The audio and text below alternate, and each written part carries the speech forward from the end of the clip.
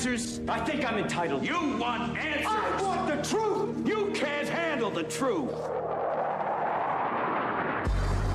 This is Larry Connors USA. Larry Connors USA. I woke up this morning, got myself a gun. Mama always said I'd be the chosen one. Don Alexander has just been freed. That Red Cross group that was heading to the handover point has just reached it, and they are hands-on at this point. This is news for the world. This is news that was brought about by an American president to bring an American home. We do not leave ours behind. Amazing. We do now have confirmation that Edon Alexander, that 21-year-old native of Tenafly, New Jersey, is out of the ugly hands of Hamas and back in safety in the West. What we're watching on several monitors here is the transfer, which has just happened. It started in Khan Yunis. That's a town in Gaza. That is where Hamas brought the 21-year-old, and then they transferred him over to a set of Red Cross vehicles. Out of all of the news, and it's been a big news weekend, out of all the news, I rate that number one for today. The last American held hostage by Hamas has been freed. As you were hearing, is 21-year-old Israeli-American Edon Alexander, the only Israeli-American hostage known to still be alive, and was released earlier today. Did not include a big release ceremony, as in prior cases. An American envoy to the region, Steve Witkoff, and U.S. representatives are waiting to meet him, and of course they have by now. And hundreds of Israelis marched Monday afternoon from Tel Aviv's Hostage Square to the annex of the American Embassy, calling for the remaining 58 hostages to be freed. Now, among them are 4 Israeli-American hostages killed on October 7th. But we want their bodies back as well. But this is the last American-held hostage. Why do you think Hamas is willing to grant this? Because they recognize they are got to recalculate, at the very least, what they've been doing, and the pressure continues to increase on them. This president made that happen. You make no mistake about that. I'm not trying to shore up Trump. I'm not trying to praise his name. I'm simply saying the fact of showing solidarity, and America stands with its people, tells them that you cannot continue to hold him without a price to be paid. Many prayers answered, and he appears to be in good shape. Thank you for joining us. This is hour number one. Larry Connors USA. We're here every Monday through Friday for you from 6 to 8 p.m. When we're on the air, we are streaming video. You can watch the program. I strongly encourage you to do so. How do you do that? You go to NewsTalkSTL, Rumble, Facebook, or Twitter. Or you can go to Larry Connors USA, Facebook, Rumble. And I would remind you again, and I'm seeing the subscription numbers jumping, and I'm glad to see that. You can subscribe, and we will ship podcasts of each program direct to your mailbox. We need minimum information from you, and we do not share your information with anyone. But if you sign up and subscribe to LarryConnorsUSA.com, we will make sure they are sent direct to your mailbox so you don't have to go looking for them, and they'll be there every day. I know you have a life to live. You have your family and things to do. I joke about shame on you for missing one, but realistically, I know you have other things in your life that need your attention, especially your family. But I don't want you to miss a program. So simply subscribe, and we will send it to you. And don't forget, if you've got a phone, obviously, you have a radio in your hand. Our app, NewsTalkSTL app, we updated some time ago. If you've not updated it, you should. But the bottom line is, with that app, you can hear us from anywhere in the world. Anywhere. We have great FM radio signals, 101.9, 94.1, but there's a limit to how far they can reach, partly because of FCC restrictions. But you can be anywhere in the states, beyond the states, and hear us simply by opening up that app, and you'll hear whatever's on the program on the station at that point. And I'll remind you, with Larry Connors USA, you are going to get news, analysis, opinion, and education. You will leave every hour with more information than you had when we started. As I said, there was some big news happening over the weekend. One of the things that we had to be concerned about, this Pakistan-India conflict. Why would we be concerned about that? Well, they've been clashing back and forth, firing mortar shells, some rocket shells back and forth, sniping at each other. There have been casualties on both sides. But the bigger and the underlying concern is each has nuclear weapons. You did not know that? Pakistan has maybe 130. India has 160 plus. You do not want somebody to decide we're going to push a nuke button. And in Pakistan, they've got terrorists trying to take over their nation.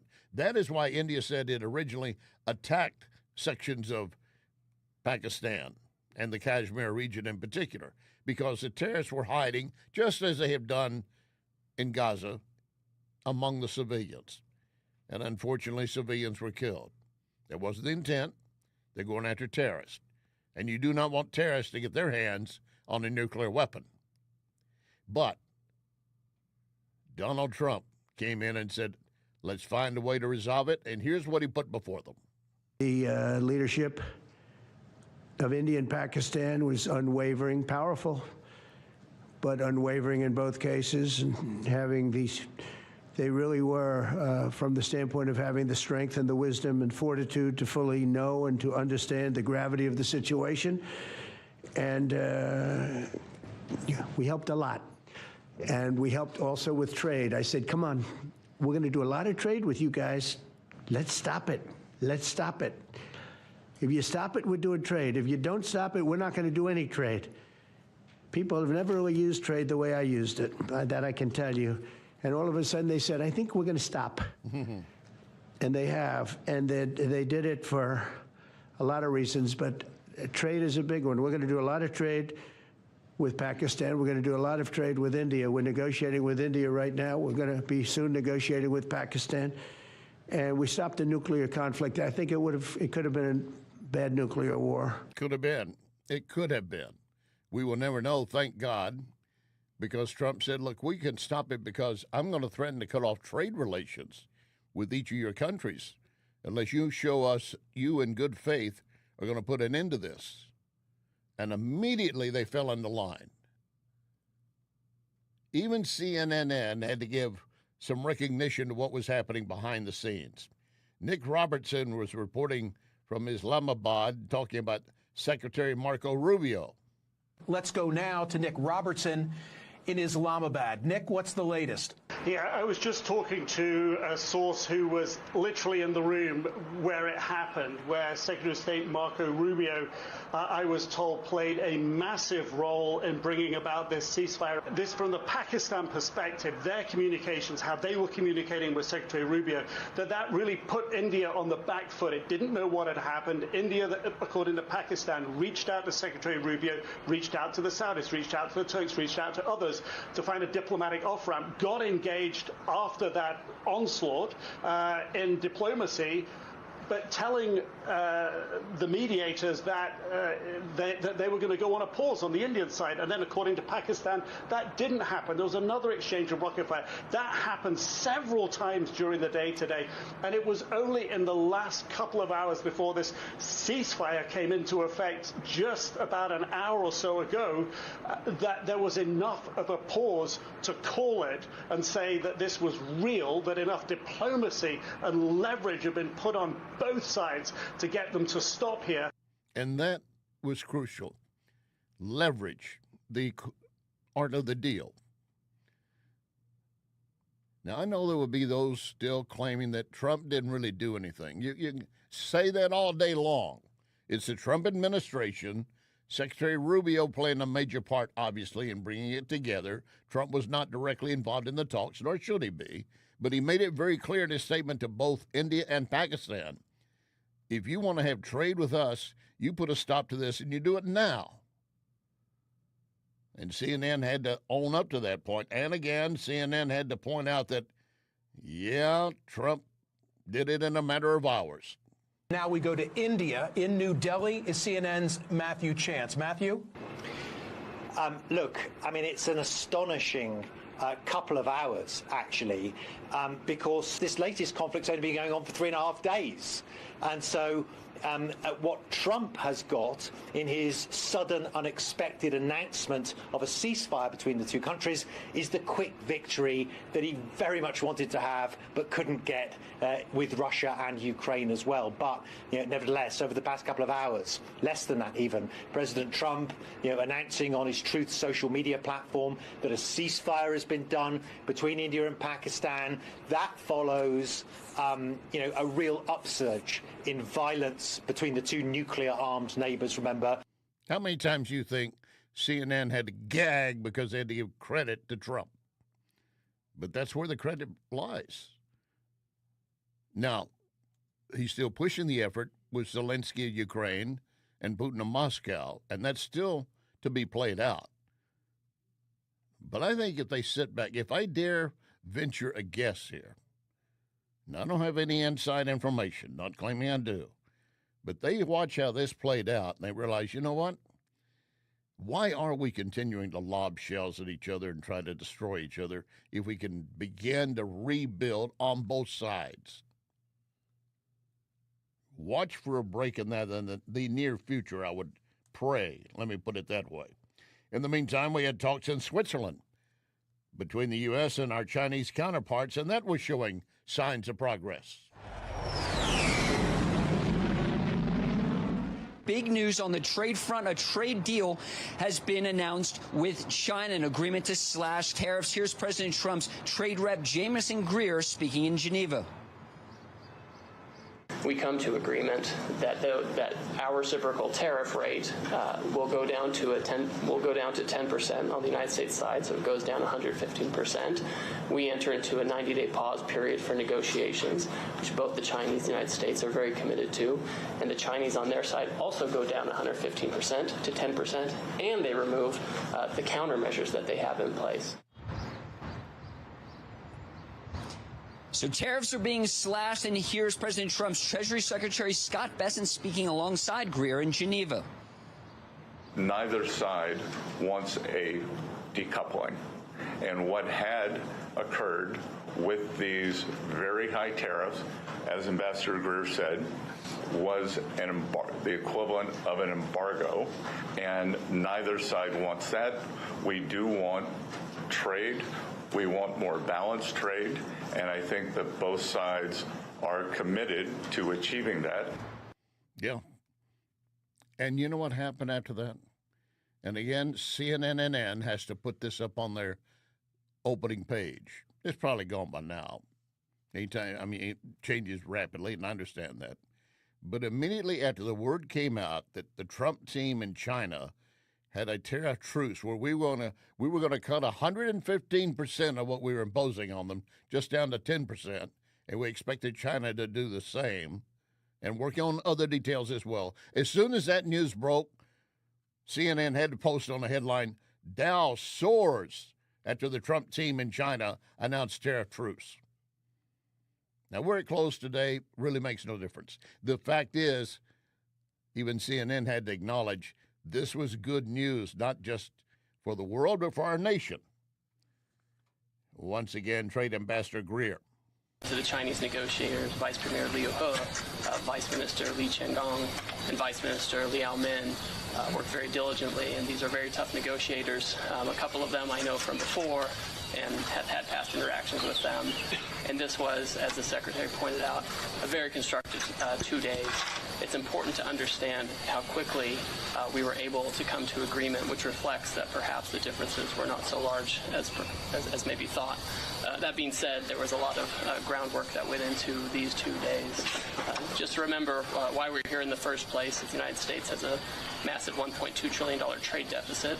So the president declared a national emergency and imposed tariffs, and we're confident that the deal we struck with our Chinese partners will help us to work toward resolving that national emergency. And I want to underscore $1.2 trillion trade deficit. We're going to come back to that in our second segment coming up. But I want you to hear direct from Trump reference China. The talks in Geneva were very friendly. The relationship is very good. We're not looking to hurt China. China was being hurt very badly. They were closing up factories. They were having a lot of unrest. And they were very happy to be able to do something with us. And the relationship is very, very good. I'll speak to President Xi maybe at the end of the week. We have some other things we're doing. But he will be talking to him, and they still have some other things to iron out. Oh, in the midst of this, by the way, in the midst of all of this stuff, with reference 1, getting an American freed from Hamas, 2, bringing an end to the conflict between Pakistan and India, 3, getting a trade deal improving with China, if not to that final point yet. One other thing you might put in front of you that Donald Trump has served up on the buffet as we begin this Monday. He signed an order to lower the cost on drugs. This is the kind of thing the Dems have said all along. We need lower prices on drugs, but they didn't do it. They kept mouthing the words, but they wouldn't do it. Trump signed an order to lower the cost. And therein lies another story. We do not want to be dependent upon China going forward on our drug supply. Trump will make sure we're not. But you can never forget the naysayers hiding in the dark, looking for a chance to jump out and sabotage everything. Everything we talked about is a positive for the world, for our nation, and for the other countries involved directly. But there are those still on the left, and they are so mournful and sorrowful because they didn't get anything. And America is winning. America is winning, making America great, making America healthy again. Perfect. Now, against that backdrop, I need to let you know, our China expert Gordon G. Chain says there is an issue that cannot be ignored regarding China. And the U.S. under Biden certainly did not address that issue. So China has reason to suspect what our intent is. I'll explain. Lock and load. Ready on the right.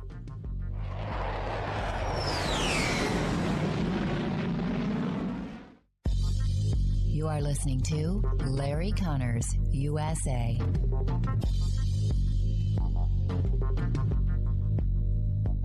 In all these years that Wellington Environmental has been my sponsor, I've never mentioned their duct cleaning services. Allergy season is here, and Wellington crews clean air ducts daily in homes and commercial buildings, also cleaning air handling units and diffusers in commercial facilities. Why? Well, because people will see black dirt and mold on the vents, or they are actually suffering from allergies. Don't be fooled by low-cost duct cleaning providers saying they charge only per vent, because once they get on site, the price will skyrocket. Wellington does not do this, never has. Wellington will give you an estimate, and you say Larry Connors, and immediately you get a 20% discount.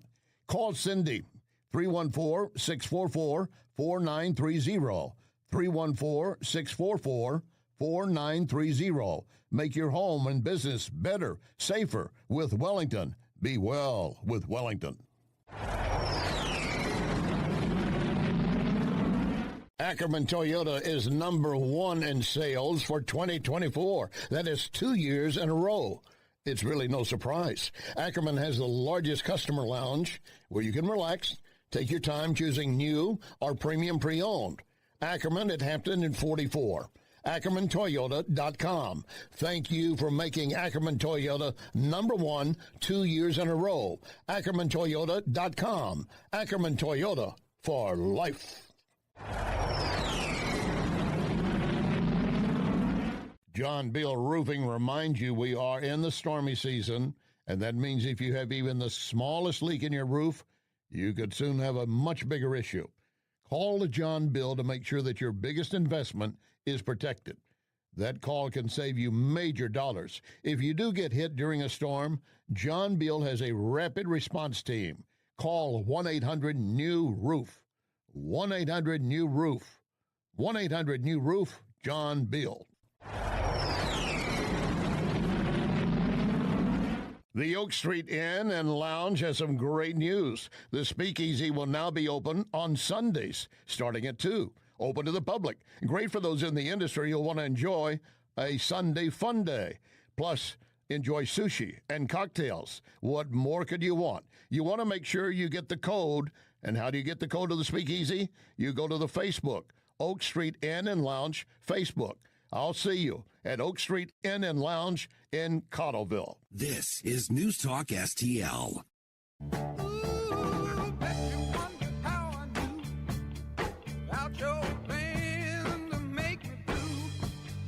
Some other guy that you knew before. You all those guys, you know I love you more. Took me by surprise, I must say. When I found out yesterday, ooh, I paid it to the grapevine. This is Larry Connors USA. Larry Connors USA. We have seen the Chinese media in the last 24 hours still use very harsh terms against the United States. You know, it's like, we will not bow down to the American type thing. Whereas you have very conciliatory talk from both Treasury Secretary Bessent and U.S. Trade Representative Greer. And that indicates, at least for the moment, that the Chinese regime has not changed its posture. The reason why that's important, Cheryl, is because, you know, it's not so much the tariffs that were keeping U.S. goods out of China. It was the non-tariff barriers. And I'm not so sure that we're going to see a change in those non-tariff barriers during this 90 days, which means that we are letting Chinese goods into the U.S. It's not clear that China is going to let our goods into China. Now, that's a key point, as brought up by Gordon G. Chain. He said, we need to make sure that in this trade deal, China does allow our goods into China.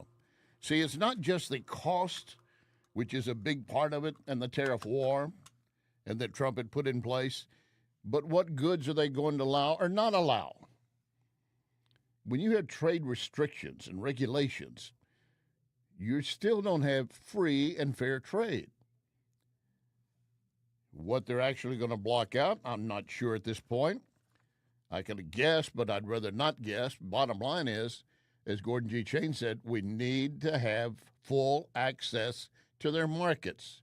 Anything we have that they don't have, they should want from us, and they will take it.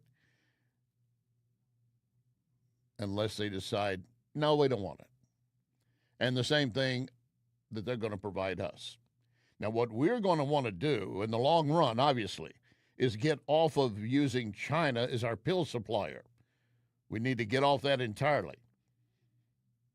We talked the other day about basically washing the money and the goods, changing the company of origin.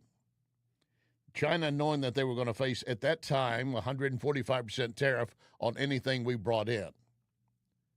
Until this deal reached the other day to wipe all that out, at least for 90 days. Let's try 10%, and you keep 10% at your end as on us, and we will revisit it in 90 days.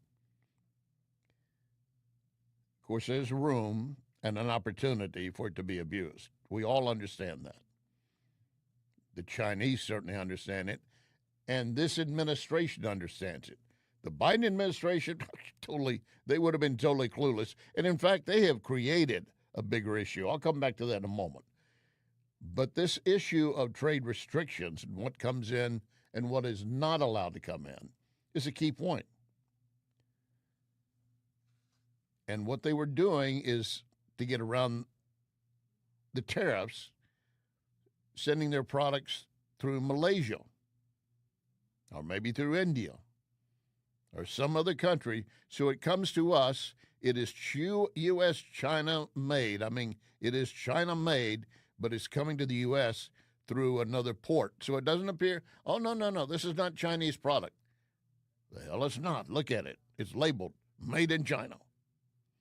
But they get under the tariffs because it came in from Malaysia or some other country they picked on and put pressure on to ship our products through you. It's the oldest game in the book. And this administration and Trump certainly recognize it. But I referenced the Biden administration.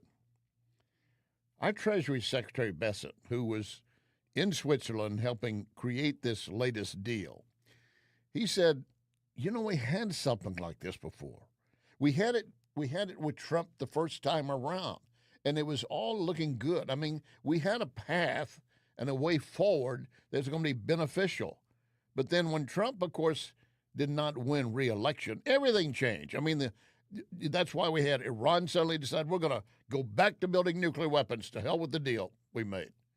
And all the other terrorists of the nation and the world decided we're going to war against America again because Trump is out, and we fear Trump. We don't fear Biden. We don't fear Obama. So Secretary Bessent points out Trump had this in place, but as soon as he's out, listen to what China did.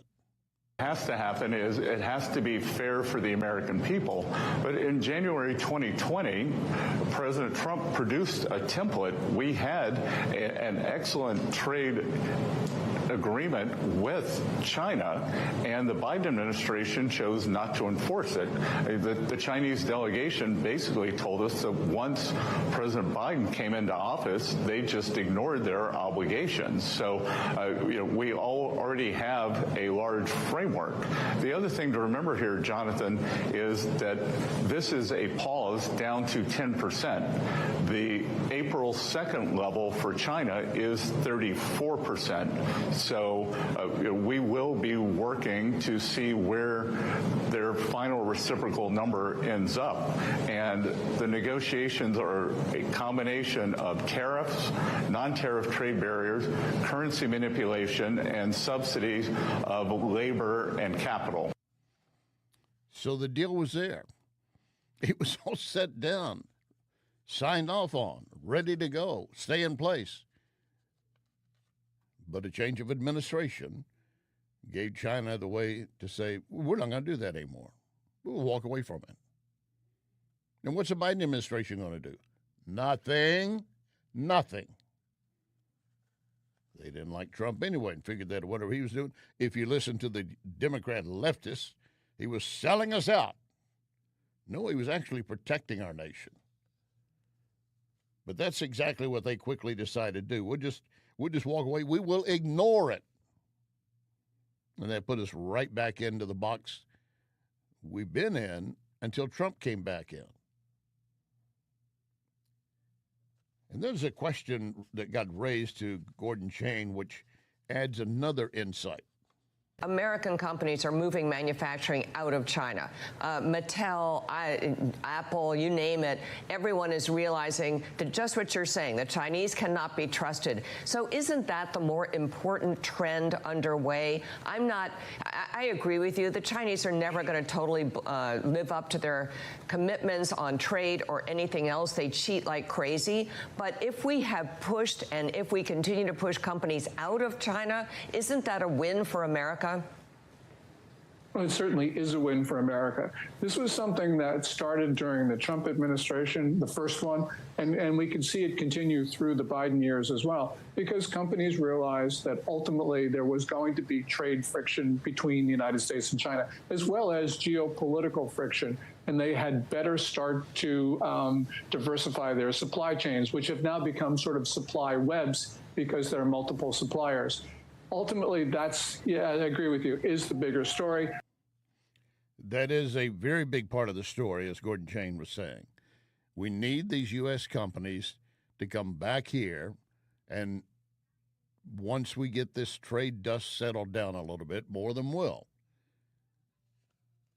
we will let the companies that want to maintain some relationship with China have some role, but they will still recognize there might be future tariffs again in the future.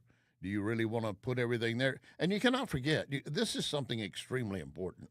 And these companies know it, I assume. At any point, if they're in China or Mexico or South America somewhere, they could be nationalized. They could be taken over by the government. In many ways, they're already under the thumb of the government, so it wouldn't take much more to hit the hammer and bring them on down.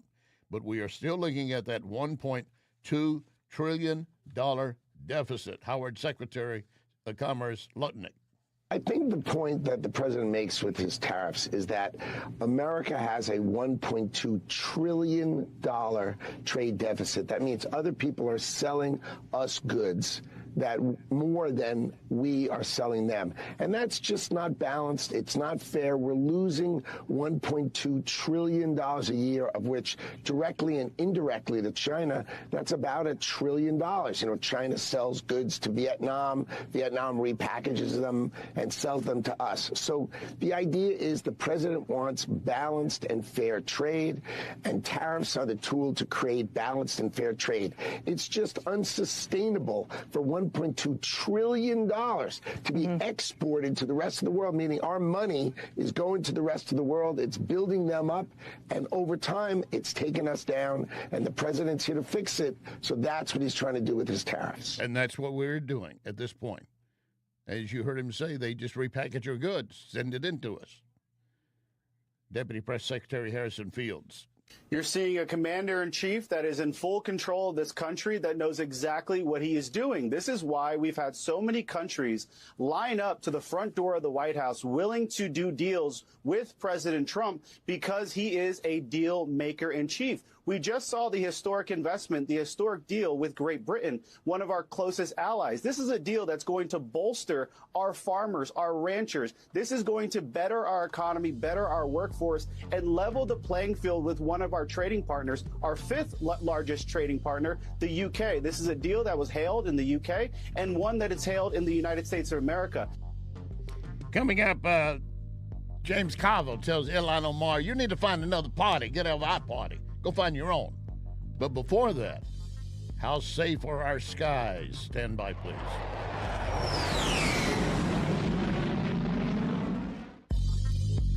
You can connect with Larry on Twitter at Larry Connors USA. I've got a phone number for you and a website where you can take a free, quick survey to learn how to use artificial intelligence, AI, to put your company on a fast track to the future. Here's the number. It's a 636 area code, 636-689-0545. 689-0545. This is PRI Global. And recently, the St. Louis Business Journal named PRI Global as a leading IT consulting company. 25 years working with hundreds of companies, several Fortune 500, locally and around the world. PRI Global has its own AI lab to develop what's best for your company. Take the free survey and be on your way to the future. 636-689-0545.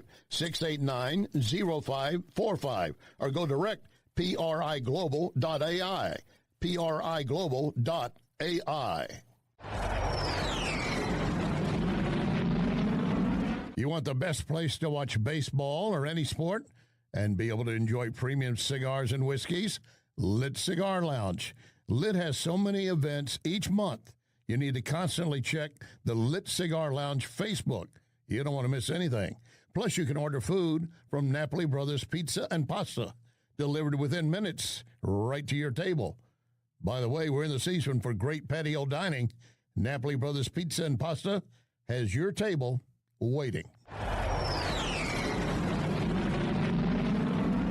Renewal by Anderson has a great deal for you. $279 off every window. $729 off every patio or entry door. No payments. 0 interest for 18 months. Anderson products increase a home's value by at least 15%. Renewal by Anderson is the full-service window and door replacement division of Anderson. RBA STL. RBA STL. Hey, if you're 50 or older, you do not want to take any risk with your money. In fact, you want Leslie Consulting. My friend Bob Leslie can show you a gain and retain plan. It means that you never lose. Plus, you get up to a 20% bonus on day one. Leslie Consulting, a leader in brokerage and risk management. 314-721-0066. LeslieConsulting.com. This is News Talk STL.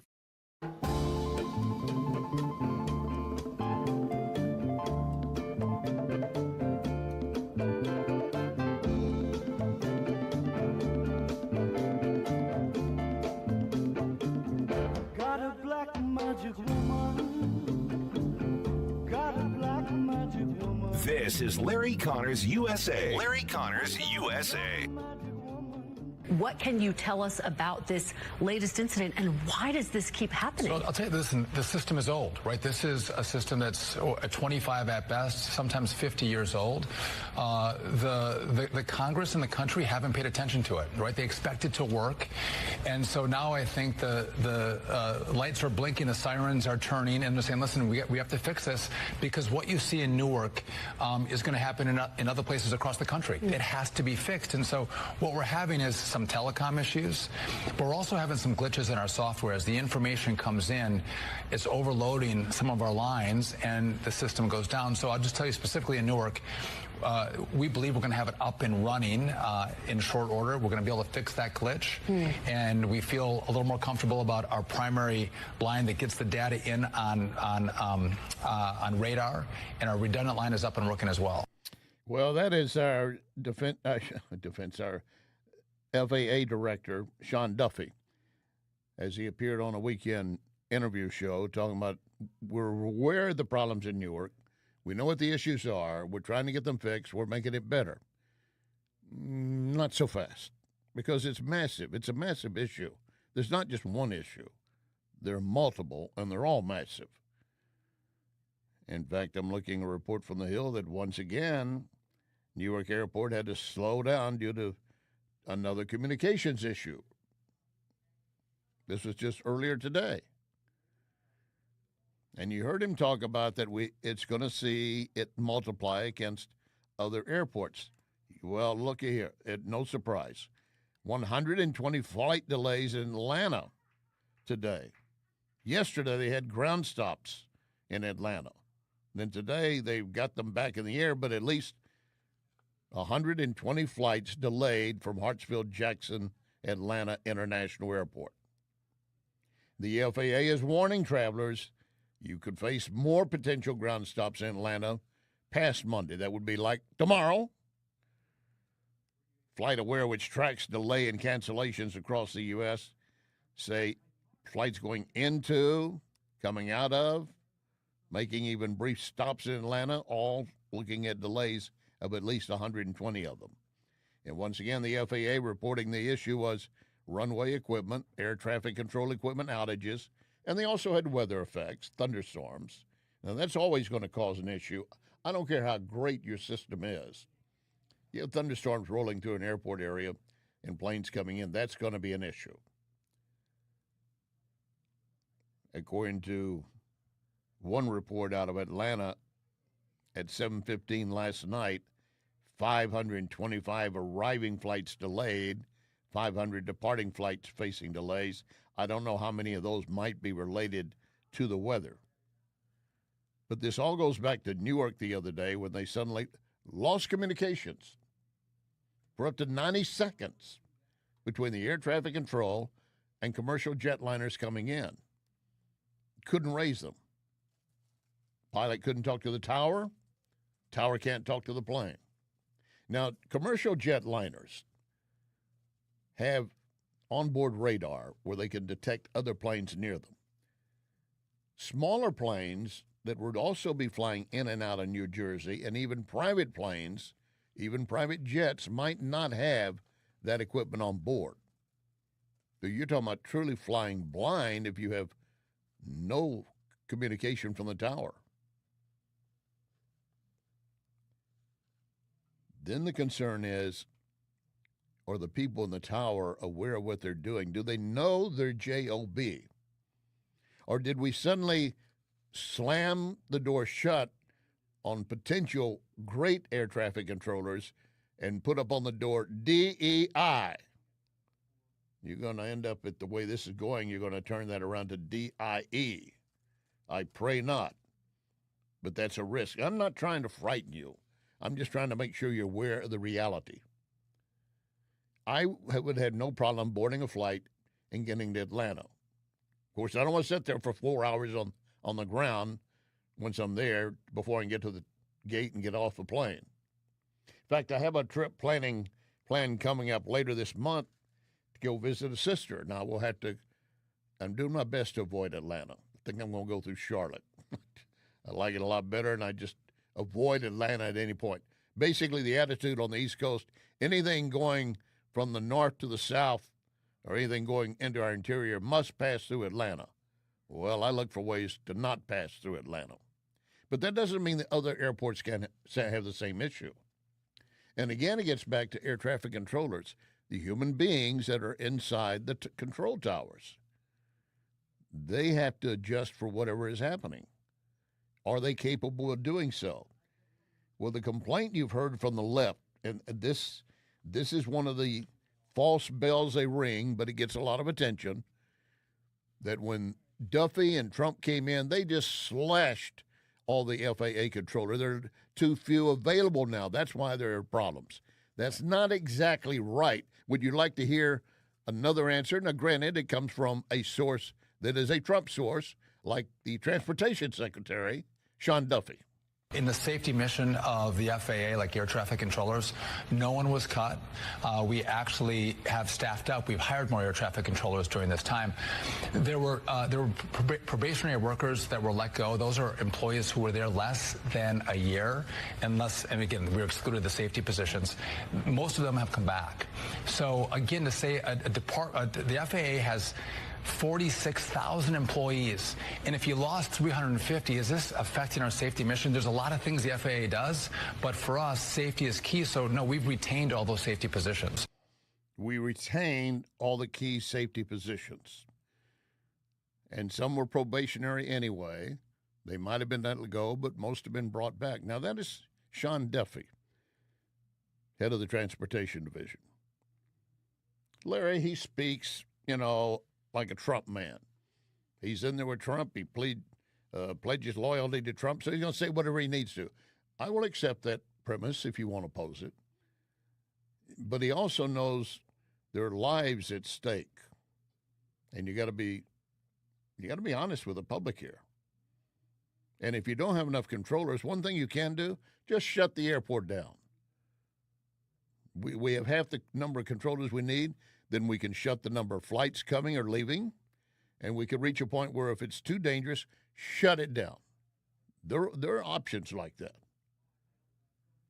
Newark, New Jersey, one of the biggest issues for Newark, one of the airlines facing the biggest issue, would be United Airlines. They fly a lot of flights in and out of Newark. That's one of their hubs. So if you don't want to believe the Transportation Secretary Duffy that we have proper staffing, we're getting better trained people, we're going to add more to it, and we're working on trying to fix all this antiquated equipment. Listen to the CEO of United Airlines.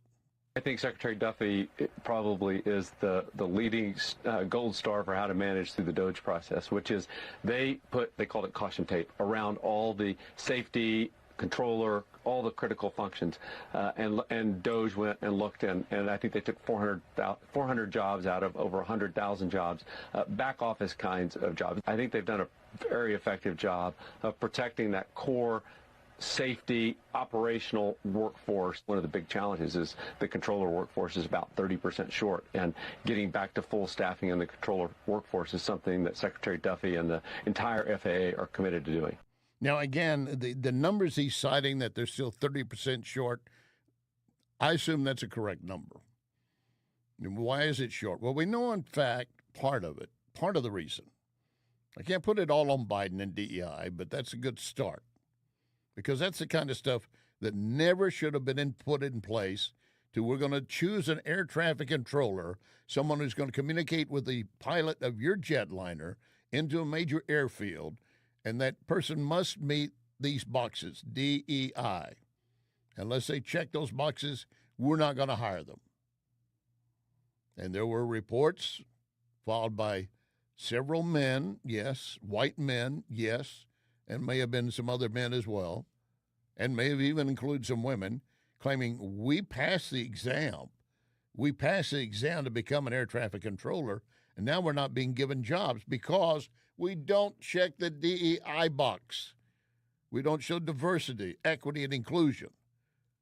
And that's really what I want, isn't it? What you want in control of your jet plane when you're speeding at 600 to 800 miles an hour, and then you're coming into an approach of 250 to 300 miles an hour, and then you're going to slow to maybe 150 miles per hour, and you got a controller that's thinking, what is my pronoun today? I forgot.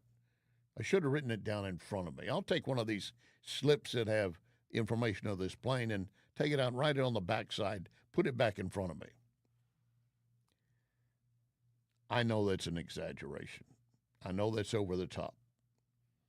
And yet, you consider the kind of folks that we have let push this into our agenda, and they continue.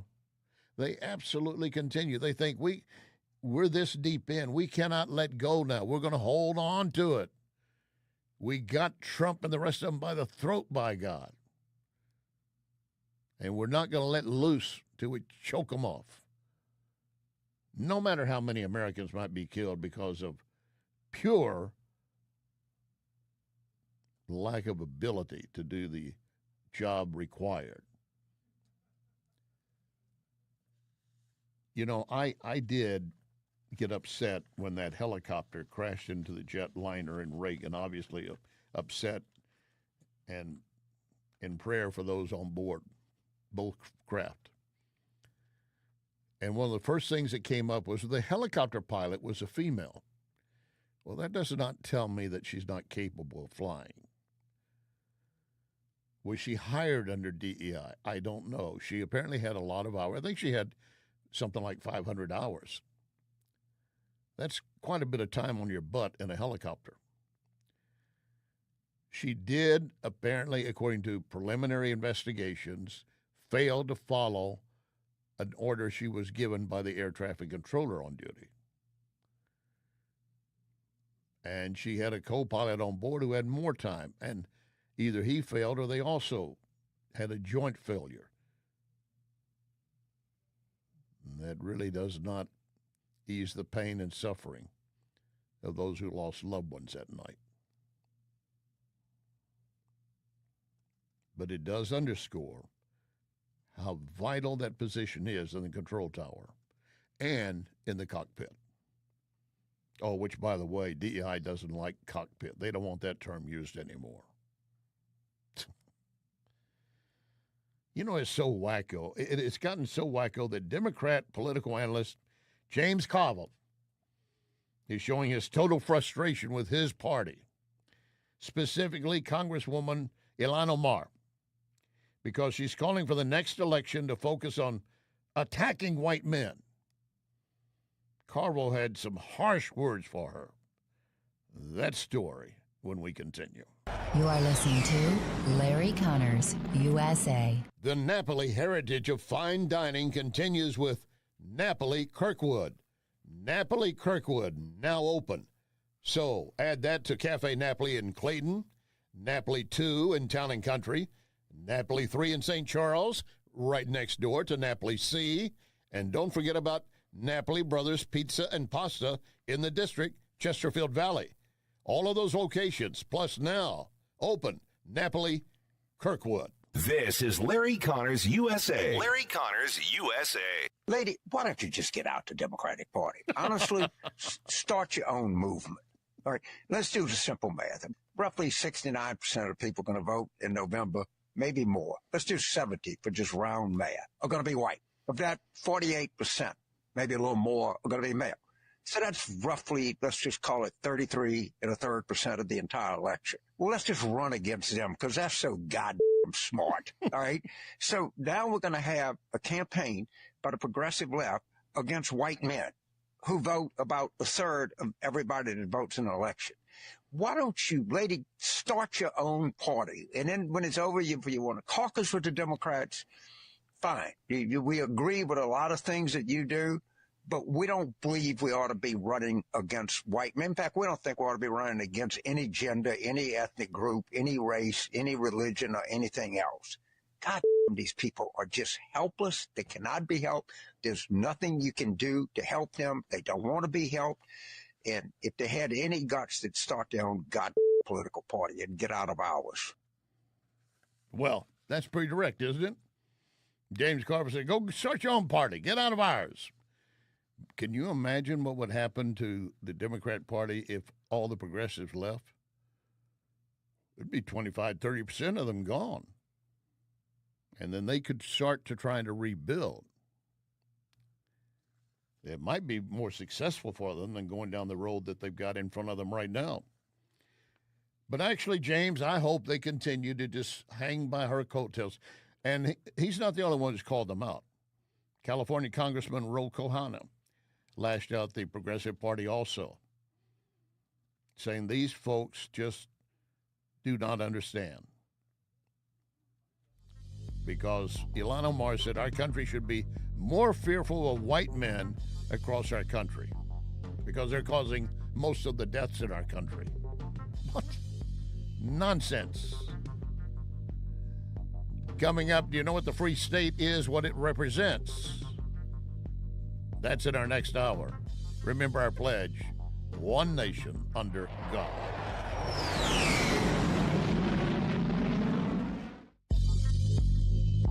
You can hear podcasts of this program at Larry Connors USA Facebook. Larry Connors USA Facebook. John Beal Roofing reminds you we are in the stormy season, and that means if you have even the smallest leak in your roof, you could soon have a much bigger issue. Call John Beal to make sure that your biggest investment is protected. That call can save you major dollars. If you do get hit during a storm, John Beal has a rapid response team. Call 1-800-NEW-ROOF. 1-800-NEW-ROOF. 1-800-NEW-ROOF, John Beal. Great patio season to enjoy any of the Cafe Napoli locations. How about the Napoli Brothers Pizza and Pasta in Chesterfield? Enjoying coal-fired pizza, nothing else like it. Napoli Brothers Pizza and Pasta in Chesterfield. A few doors down, Lit Cigar Lounge, where you can enjoy premium cigars and whiskeys. Check the Lit Cigar Lounge Facebook for details, plus gift cards for friends. I'll see you at Lit Cigar Lounge in Chesterfield. Ackerman Toyota is #1 in sales for 2024. That is 2 years in a row. It's really no surprise. Ackerman has the largest customer lounge where you can relax, take your time choosing new or premium pre-owned.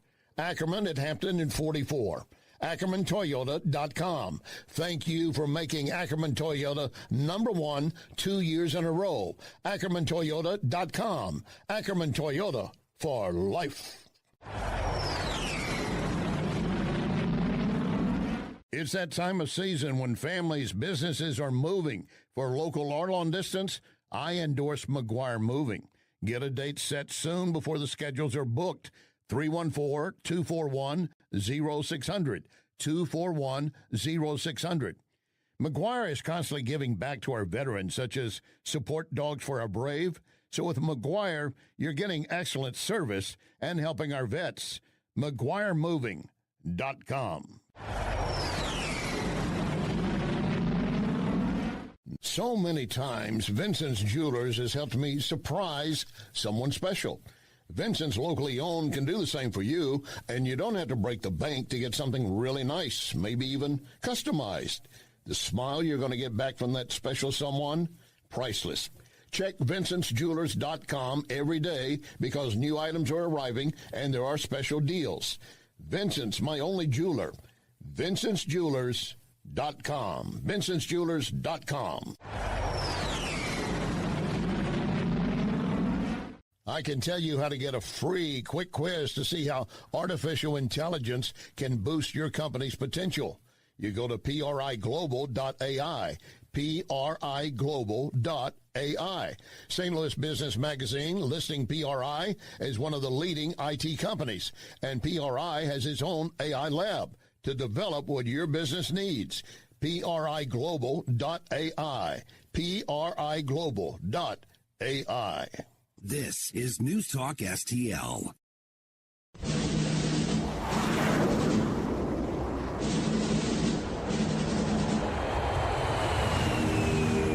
You want answers? I think I'm entitled. You want answers? I want the truth! You can't handle the truth!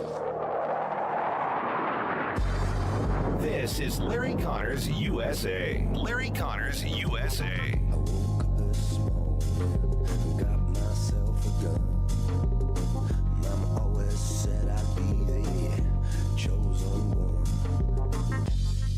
You can only afford 3 no votes to get this thing passed. Where are you on this, and what is the status?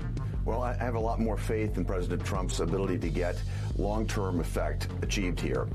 You've seen the DOGE effort. There's a massive deregulation thrust underway. Every conversation is about efficiency, cutting costs, getting more for less. It's going to take President Trump a little bit of time, though. You know how much stimulus was unleashed into this economy. We've got to give President Trump the headroom to sort this out. And so President Trump has asked for an extension of the debt ceiling. I'm more than inclined to grant him what he needs to give him the time and the runway to actually get our economy to a far better place, a much more efficient and effective place, at the same time shoring up some of the problems that have been left to us by this Biden administration that's been outgoing. And that's a key issue, the administration dealing with what was left them when they came in. And that, in an interview with Maria Bartiromo, Senator Haggerty saying we do have a debt issue. We do have to deal with it. We can't just ignore it. It's right there in front of us. But it really got dropped on top of us, left in the White House. In every corner, there's more and more debt. And they're trying to figure out a way to clean it out. Now, the DOGE effort was one way to go in and start clearing out a lot of debt and shutting down some expenses we didn't need to be spending money on. But that's just a start. Again, we're looking at so much debt. The nation is at $37 trillion in debt right now. Anything we could cut out through DOGE, whatever it would amount to, even a few million here, a few million there, pretty soon you're talking about some real money. Senator Haggerty says we're going to do it, and if it means, he stated, if it means extending, raising the debt limit, which I'm against, but if it means doing that to make sure we can get this done, well, I'm going to have to see more details on it. I'll tell you that. I do know that the Biden administration saddled Trump with so much. They were shoving money out the door once he was elected. Before he came in and took the oath, they were shuttling money constantly, billions upon billions, to various groups that they wanted to support.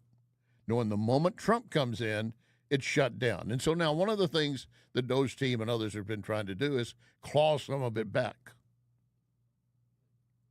Not easy, but we're trying.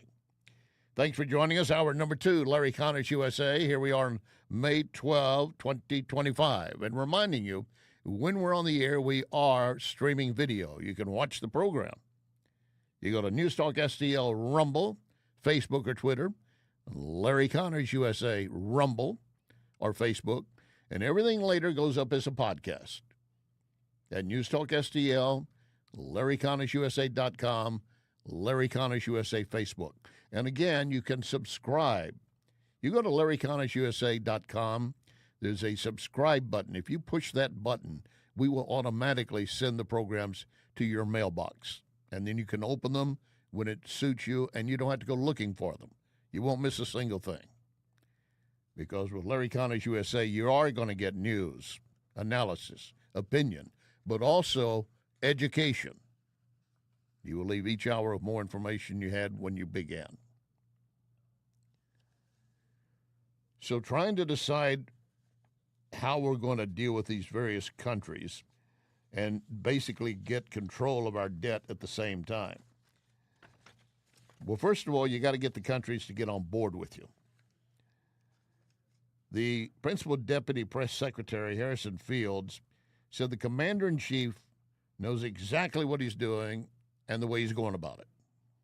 You're seeing a commander-in-chief that is in full control of this country, that knows exactly what he is doing. This is why we've had so many countries line up to the front door of the White House willing to do deals with President Trump, because he is a deal maker in chief. We just saw the historic investment, the historic deal with Great Britain, one of our closest allies. This is a deal that's going to bolster our farmers, our ranchers. This is going to better our economy, better our workforce, and level the playing field with one of our trading partners, our fifth largest trading partner, the UK. This is a deal that was hailed in the UK and one that is hailed in the United States of America. This is just one of many deals that this president is willing to make because he is focused on the American worker and the American economy. That's what I want my president to be focused on. Not focused on, do I have enough suntan lotion to go to Rehoboth Beach and lay outside for a while? I want him focused on the American people and our needs. Closing the border was a big deal, big deal. Improving national security. And yet we still have mayors, and one of them in Nashville, saying they're going to fight against trying to round up illegals. Every time I turn around, one of these blue idiot heads pop up. It's whack-a-mole all over again. In Nashville, Tennessee, the home of country music, has a liberal mayor and a liberal attitude that we're going to protect the illegals. I will get to that before we wrap up this program. But this kind of nonsense and fiscal irresponsibility has put us into the trenches. We're trying to climb out. And if you start looking at ways it's got to be done, I mean, you can't just continue to do what we've been doing. It does not help. You're in a hole, and you dig deeper. That does not get you out of the hole. Commerce Secretary Howard Lutnick on CNN. I think the point that the president makes with his tariffs is that America has a $1.2 trillion trade deficit. That means other people are selling us goods that more than we are selling them. And that's just not balanced. It's not fair. We're losing $1.2 trillion a year, of which directly and indirectly to China, that's about $1 trillion. You know, China sells goods to Vietnam. Vietnam repackages them and sells them to us. So the idea is the president wants balanced and fair trade, and tariffs are the tool to create balanced and fair trade. It's just unsustainable for $1.2 trillion to be exported to the rest of the world, meaning our money is going to the rest of the world. It's building them up, and over time, it's taken us down, and the president's here to fix it. So that's what he's trying to do with his tariffs. But what Biden was doing, just dig deeper. Dig deeper. You'll find your way out of the hole. No, you won't. I'm looking at a piece in the Federalist that points out there's another aspect of trade and tariffs that we really haven't paid any attention to, but there are those suffering because of it. This piece written by Julianne Freeman for the Federalist, pointing out that Trump's tariffs are also a global war on slave labor. She said Trump did not wait for approval from Ivy League economists to act on what should be common sense. You don't compete with slave labor, you crush it. I just last night finished rewatching Blood Diamonds. Have you seen that? Basically, children in Africa rounded up by other African tribes who are making money by getting diamonds out of wherever the hellhole they're digging. And if they don't get in there and dig fast enough, we'll kill them. Congo, Rwanda, places of that nature at that time. That's why they were called blood diamonds. Actually, she begins her article with, have you ever wondered how China sells us a toaster for $30 and still makes a profit? Here's the secret. It's not innovation. It's exploitation. Slave labor creates that toaster. You want to put a stop to slave labor? You want to cry out to me about mothers and children being separated and enslaved? Then you put a stop to slave labor by reordering the nation and the world on the economic front. And to that extent, Trump scored a victory regarding China. The talks in Geneva were very friendly. The relationship is very good. We're not looking to hurt China. China was being hurt very badly. They were closing up factories. They were having a lot of unrest. And they were very happy to be able to do something with us. And the relationship is very, very good. I'll speak to President Xi maybe at the end of the week. We have some other things we're doing. And they will be doing them. There are other things. It's not just the cost of goods and the tariff put on them, but what goods are you allowing us to sell you? And what goods are we taking into our country from you? Trade relations, free and fair. The immediate response today, and of course it will change throughout today and tomorrow and so forth, so I don't want you to buy into this just on this report, but again, it shows you that all those who were shouting the moment Trump first announced there would be tariffs and 145% or 135%, I believe 145 against China, immediately you saw people, oh my God, and the stock market tanked. When word came out today of what they achieved yesterday in Switzerland and were moving forward, headline from CNN at that time, Dow soars after Trump team in China announced tariff truce. Second headline, New York Stock Exchange reacts after a thaw in the U.S.-China trade war.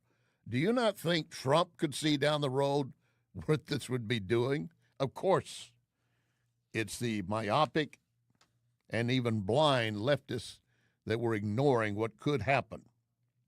But there is another issue, and our China expert Gordon G. Chain points it out.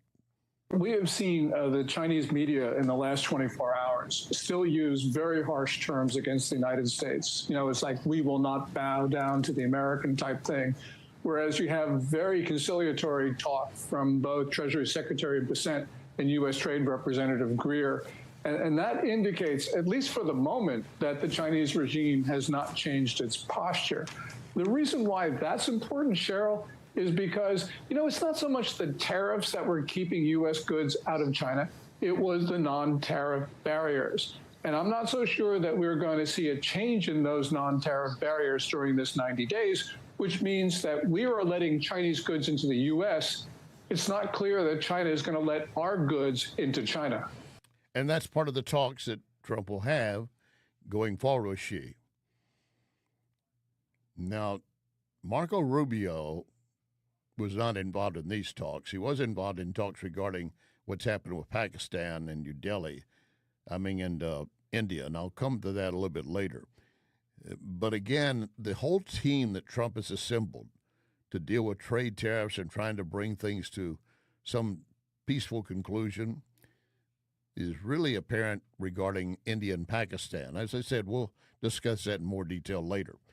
But right now, if you're looking at what Gordon G. Chang said, if we can't get our goods in, it makes a difference what price we're going to be offering or what we'll be paid. If they're not going to let them be sold, we're not going to get anything in return. And then there's a question raised to Gordon. American companies are moving manufacturing out of China.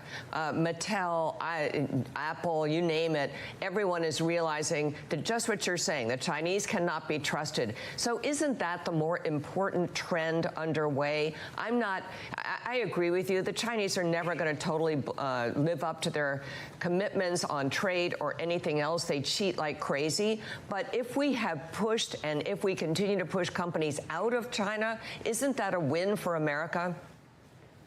Well, it certainly is a win for America. This was something that started during the Trump administration, the first one, and we can see it continue through the Biden years as well, because companies realized that ultimately there was going to be trade friction between the United States and China, as well as geopolitical friction.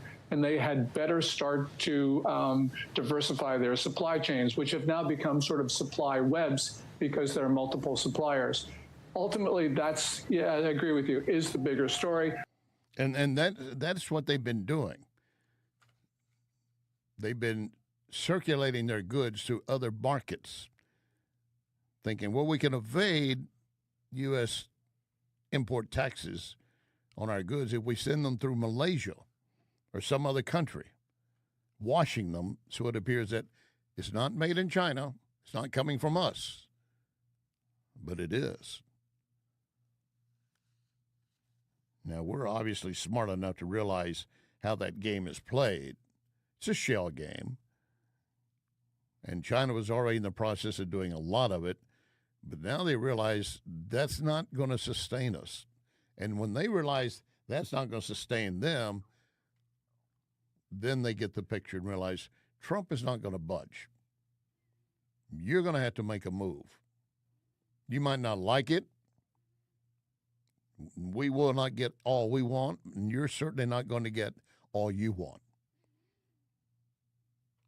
Treasury Secretary Bessent said, we did have a deal in the past. When Trump was first in office, we had a deal.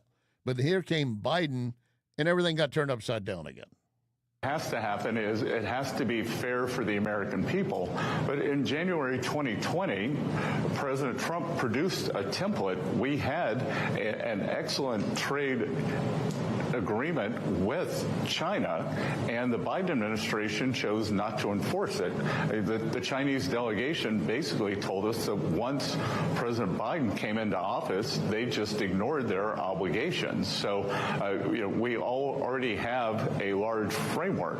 The other thing to remember here, Jonathan, is that this is a pause down to 10%. The April 2nd level for China is 34%. So we will be working to see where their final reciprocal number ends up.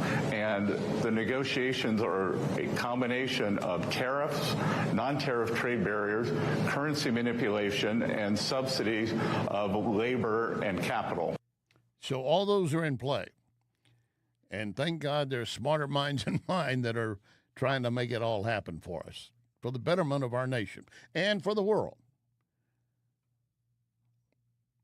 China produces a lot of junk. They do. And we tend to buy a lot of junk because it's cheaper. We have U.S. companies that can produce a better item than what China's sending in, maybe not as cheap. But with the tariffs in place, that does even the trading field. And if we take off some of these exemptions, it gets even better. It's all about free and fair trade.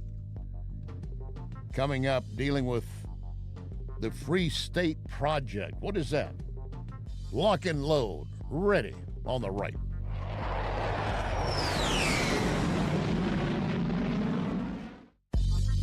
You are listening to Larry Connors, USA.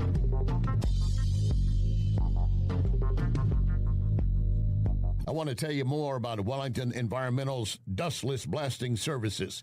Wellington can blast paint, grease, graffiti, even stripes off parking lots. Truly amazing and powerful.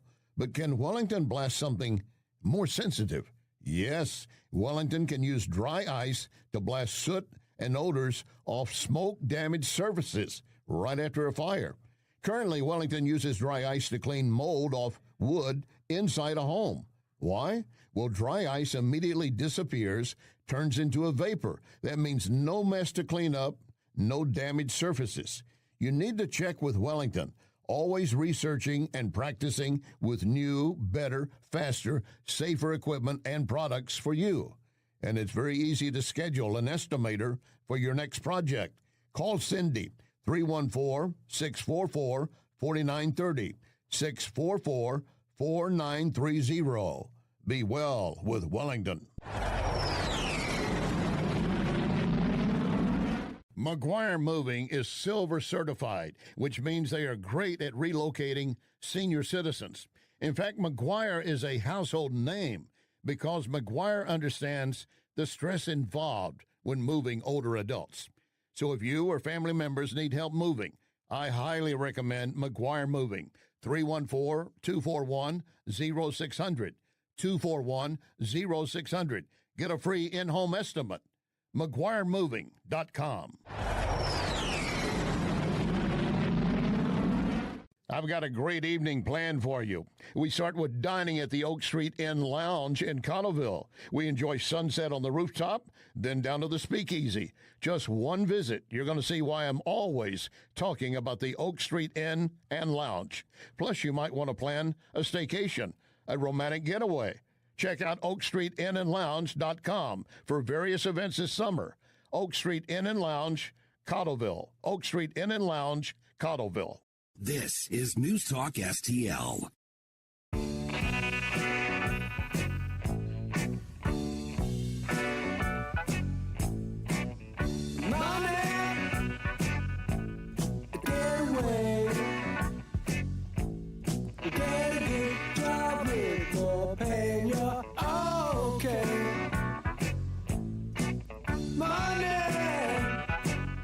This is Larry Connors USA. Larry Connors USA.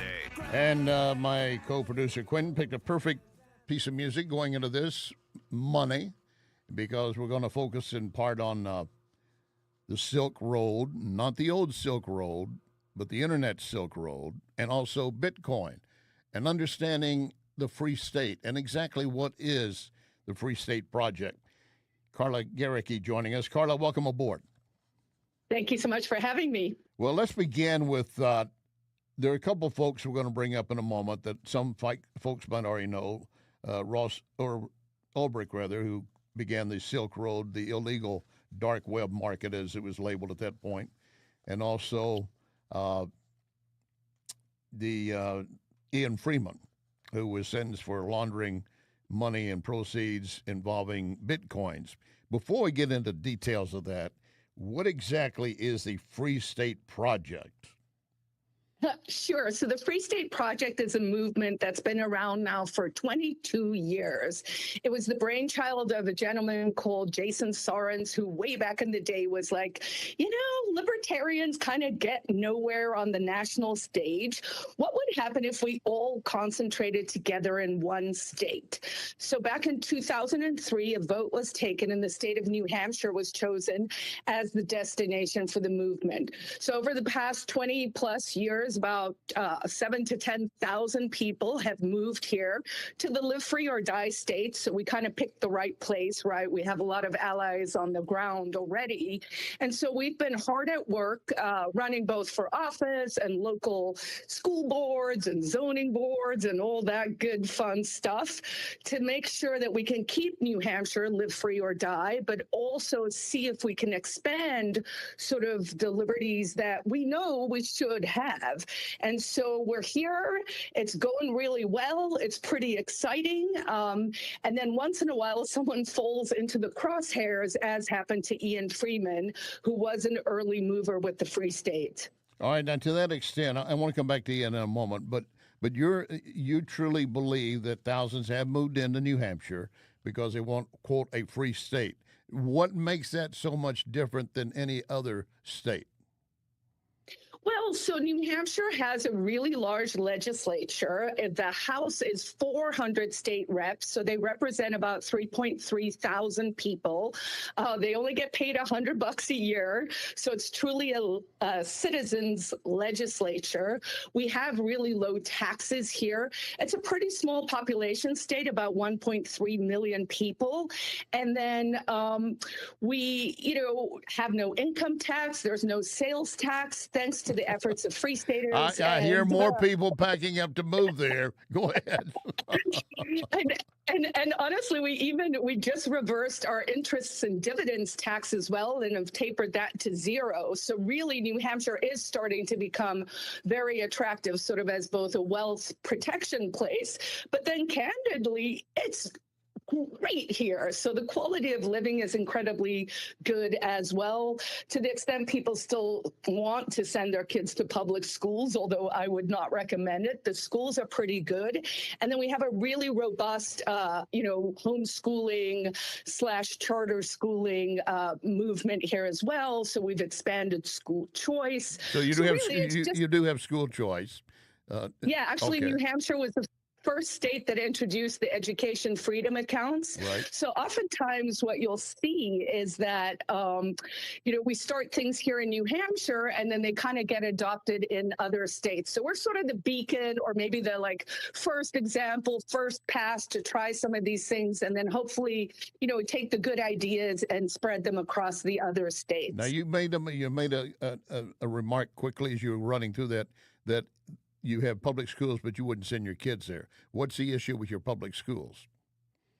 Well, I just think in general that, public schools are, the place where you see some indoctrination.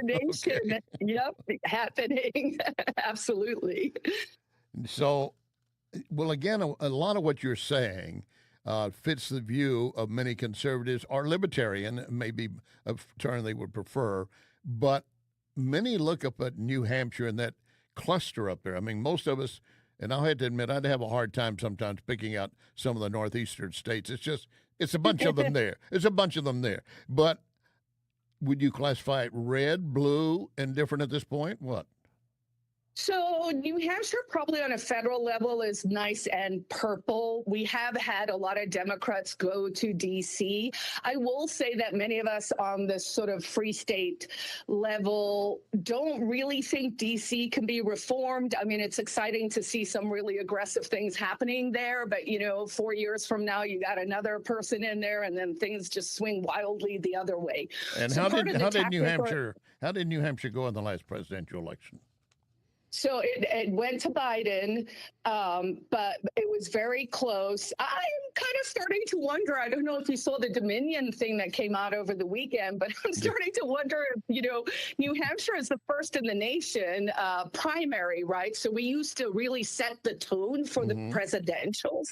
And I'm starting to wonder, has there been a lot of cheating going on here? Because here's the thing I don't understand, is why we keep electing Democrats to go to D.C., but, our House, our Senate, and our governor are all Republicans. And when they work together, we get some really cool things done. In fact, we just passed a Bitcoin reserve fund. It's the first one in the nation. So New Hampshire is going to take 5% of its funds that can now invest both in Bitcoin and also the part no one seemed to notice. We can also invest in platinum, gold, and silver.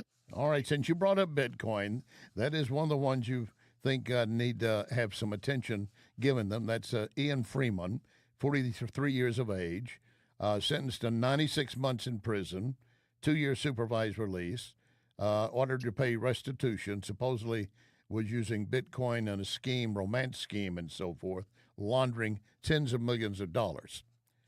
That's not a good call to ring a bell for Bitcoin supporters. No, but of course, Ian kind of ran afoul of the federal government and their lawfare in the same way that Roger Ver has done. He's the guy out who's stuck on an island outside Spain, who paid his taxes, who said, I don't want to support this criminal gang up in D.C. anymore. He's facing 109 years. So really what we see is there are these crypto pioneers, right? Because crypto was a new thing. It was a new thing that was developed to both give us privacy in our finances, but also to kind of try and break the warfare welfare state, right? And so the government doesn't like competition, and so they didn't like the actions of these folks. Ross Ulbricht, who did get pardoned by Trump on his second day in office, which was a promise President Trump made to the libertarian community. Right. And, he was sentenced to 2 life sentences without the chance of parole. He spent 12 years in prison for building a website, really, if you strip away all the lies the government told. So there's this element when they come out, right? They tell this big lie. It's the way propaganda works. No. You can't say that. You can't say that. My God, next thing I know you're going to say Dominion controlled your election. Go ahead.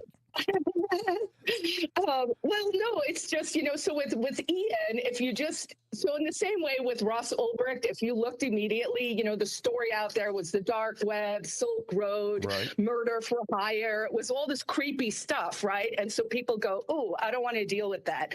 They did the same exact thing to Ian Freeman. They actually could only find him guilty on conspiracy to commit money laundering, which when you strip it all away again is like, well, what did he do wrong? And so he was drastically over-sentenced for crimes that there were romance scams, but he didn't have anything to do with it other than running the Bitcoin ATM. Oh, and Ulbricht also on the Silk Road, drugs were being traded pretty freely over the internet. Yes. And, and I mean, if you're a good libertarian, you don't think prohibition works, whether it's alcohol or drugs. Correct. There should be better ways we can solve these problems, right? Yeah. Tax it, exactly. Put the cost where it is and make the incentives the right way, right? So with poor Ian, he kind of got caught up in all of this. But I think for your listeners who are like, wait a second, what's going on here? I think the questions you should ask yourself is, should someone go to jail for 8 years for a conspiracy to do something? I mean, that's like people talking. But then beyond that, also, it's just a question of why are we over punishing this one sector, right, that is basically competing with the monopoly money we currently have? Now, in the final 30 seconds for you, how do you see the free state expanding beyond New Hampshire? So great question. I would love to see New Hampshire actually just become its own little independent country and then compete with everyone around us. You are an idealistic. You do know that. Hey, so far, the 20 years I've been here, everything I've said is right on track. All right. Well, again, I do want to thank you. And again, you can look her up and check out Free State Project. She is the President Emeritus, Carla Gericke. Thank you very much, Carla. Thank you. You bet. Coming up, we were talking earlier about we had war going on back and forth between India and Pakistan, and it's very important because each has nuclear weapons. And then Trump did something that changed the landscape immediately. Stand by, please.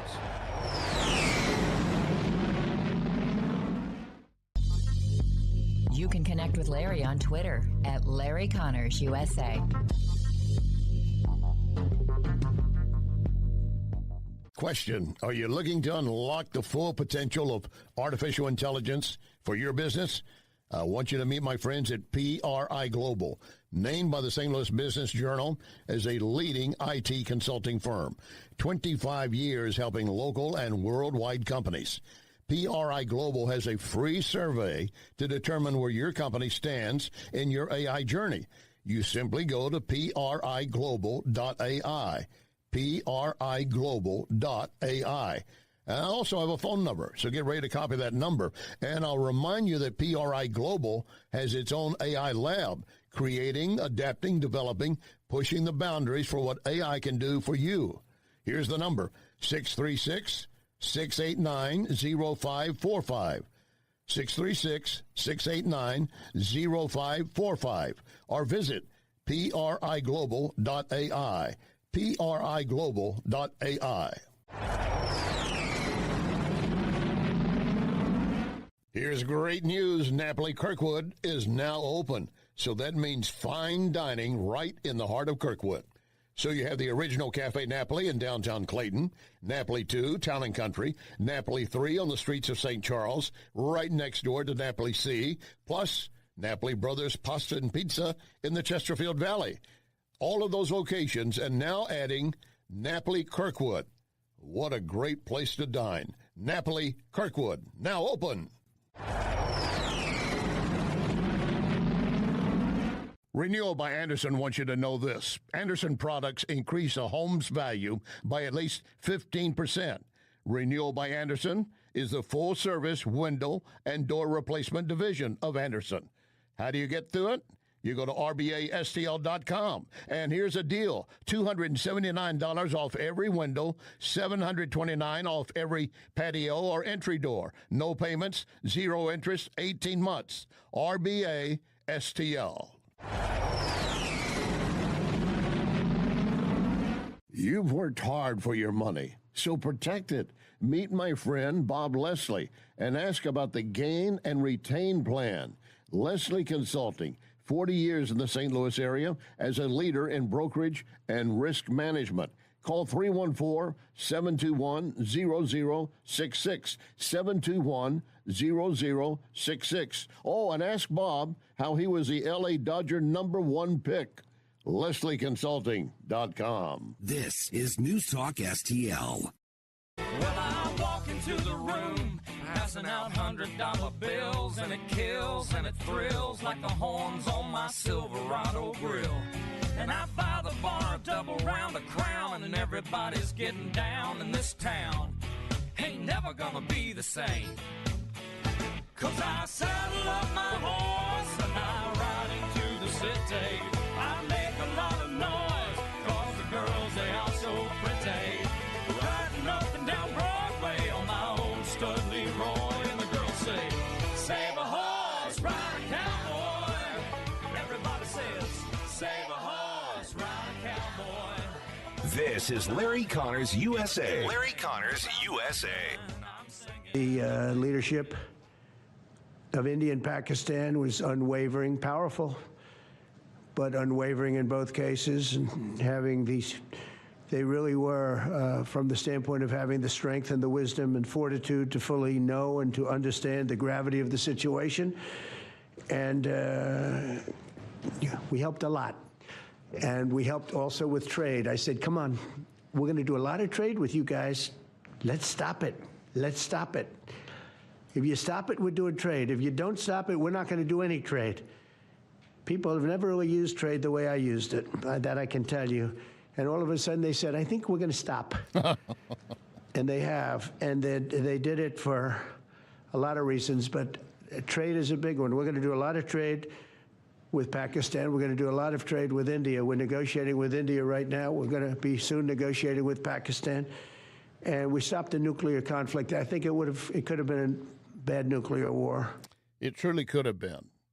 So the rockets firing back and forth between India and Pakistan, which started when India went after some terrorist cells it said were located inside Pakistani civilian areas, including Kashmir, and said we're only going after those terrorist cells. But, of course, Pakistan took the attitude that you're attacking our people, we will fire back. And they did. Death count could be 200 plus total between the two sides, maybe more. But it stopped. They had a little ceasefire, and then it fired up again. But what stopped it is exactly what Trump said. We're willing to do some great trade deals with you, but we will not do any trade deals with you unless you stop fighting. Do you realize what that amounts to? It amounts to you as a parent going into your kids that are fighting back and forth and shouting and angry with each other and said, if you two don't stop it, you're not going to get any cake after dinner. It put an end to it. It's that simple. It really is. You put it in front of them saying, you want this? Then you need to rehab. You need to look back and say, we don't want to continue doing this. That's extremely simplified, and yet it's the kind of thing that Trump said no one has ever done that before. They've never used trade to get countries to get in line. India and Pakistan certainly want to have trade relations with the U.S. Pakistan has a lot of terrorists inside that nation right now. And the issue here between these two is that they each have nuclear weapons that could be delivered in a variety of ways. The last count I saw, Pakistan has maybe 130 nukes. India has 160 to 180. One is enough to cause major conflict damage and long-lasting repercussions. And if any of the terrorists inside Pakistan got in position to get their hands on any of those nukes, you can imagine what would happen. Now, you also have to keep in mind, while Pakistan and India as governments say we will cease fighting back and forth because we want trade relations, there are those in each of those countries that still want to war it out. They want to carry it to the ultimate. But hopefully cooler heads will prevail, and as trade picks up and the lives become better, it would mean something.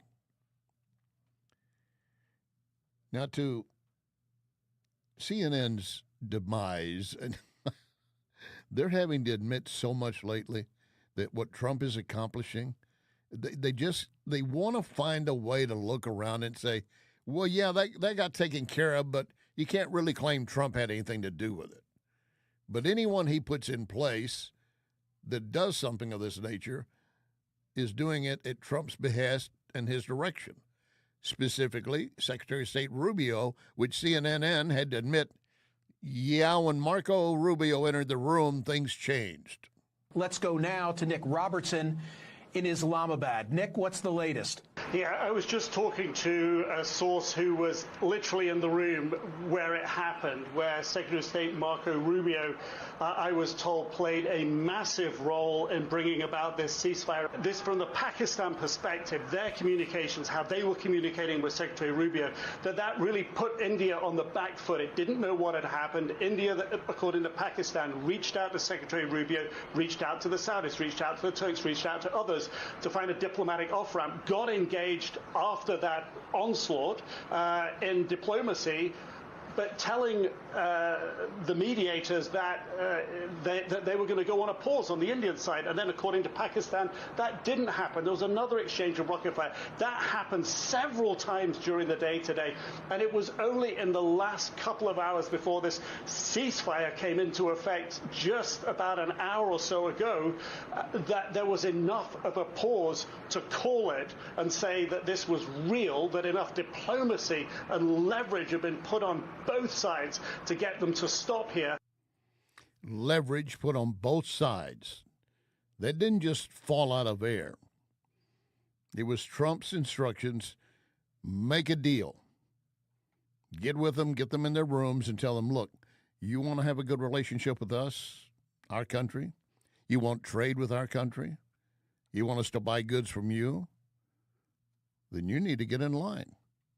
And they did the same thing to Pakistan. Once again, CNN having to admit, yeah, India and Pakistan are together because of what Trump did. Now we go to India. In New Delhi is CNN's Matthew Chance. Matthew?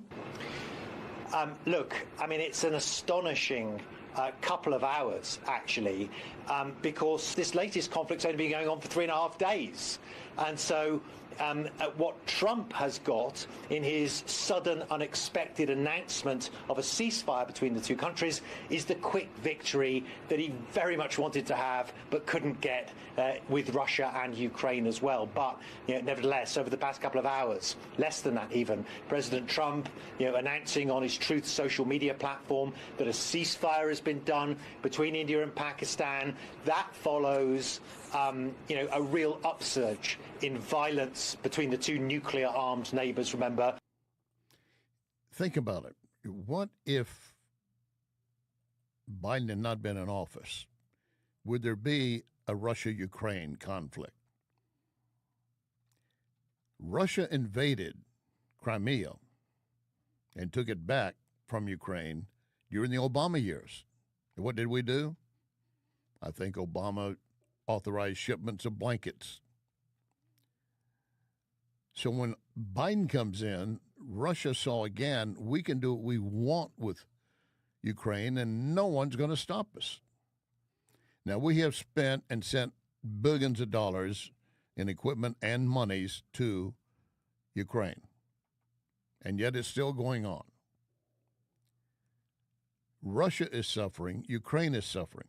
If Trump had been in position when Russia was looking to go in the second time, do you think they would have? Now, that's speculation to say they would not have. But we know that during the 4 years he was in office, they didn't. But once he's out and Biden's in office, they know Biden's just another weak Obama. So they exercised and flexed their muscles and did what they wanted.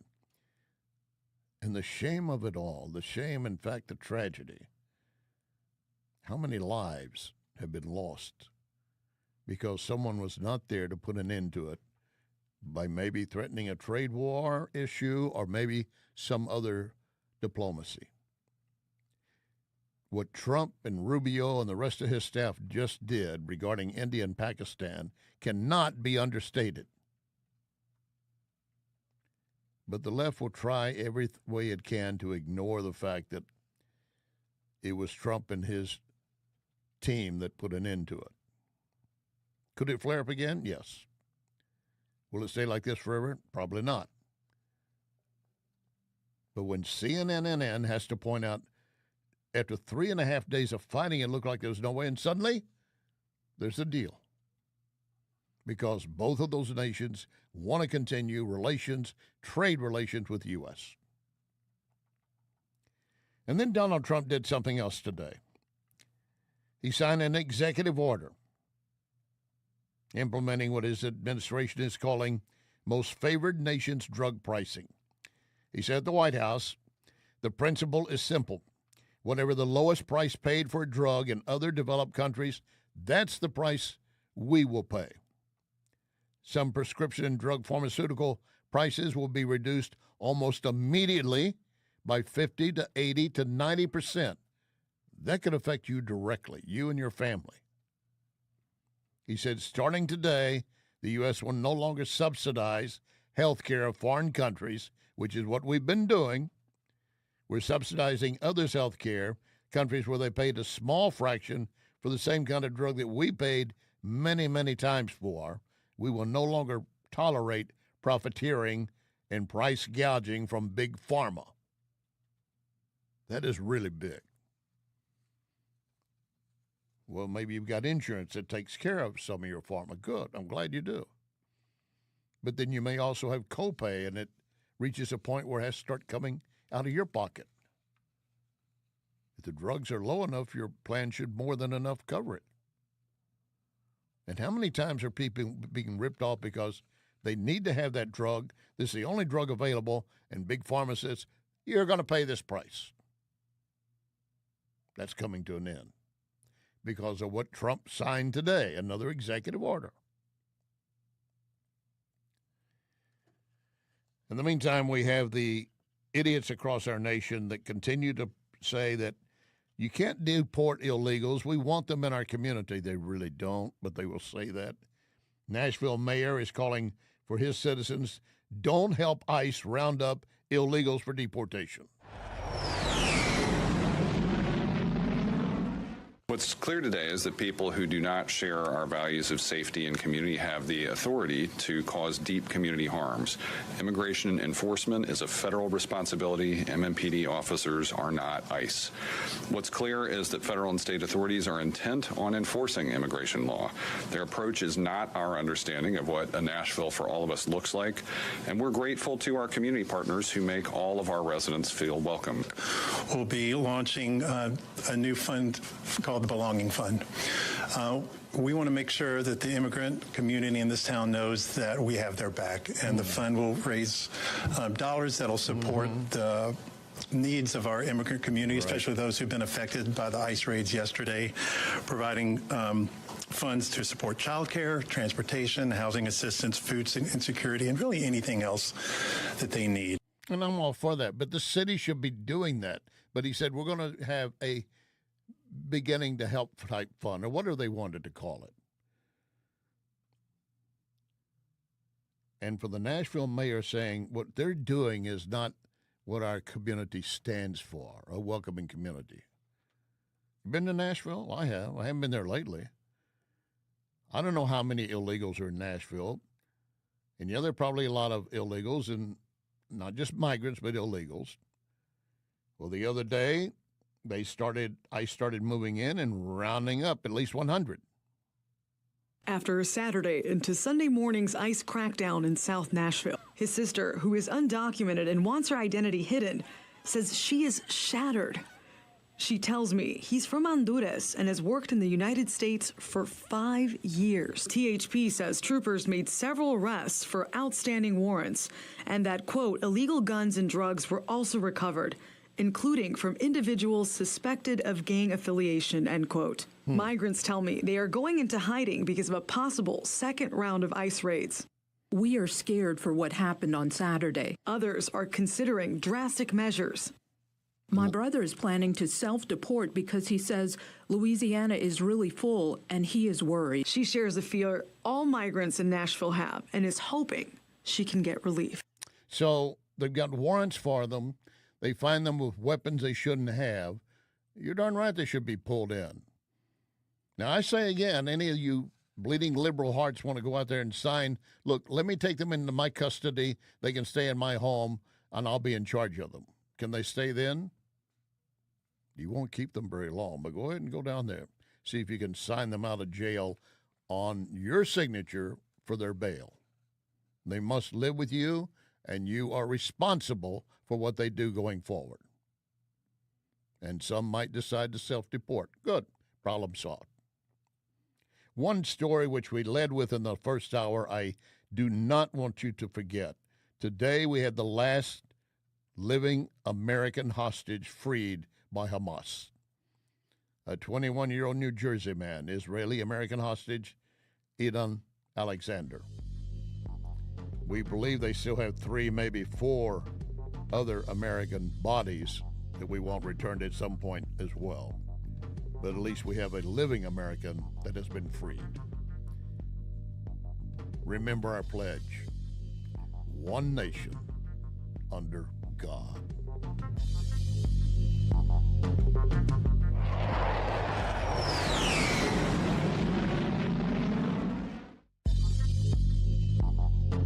You can follow Larry on Larry Connors USA Facebook. Larry Connors USA Facebook. This is Larry Connors USA. Larry Connors USA.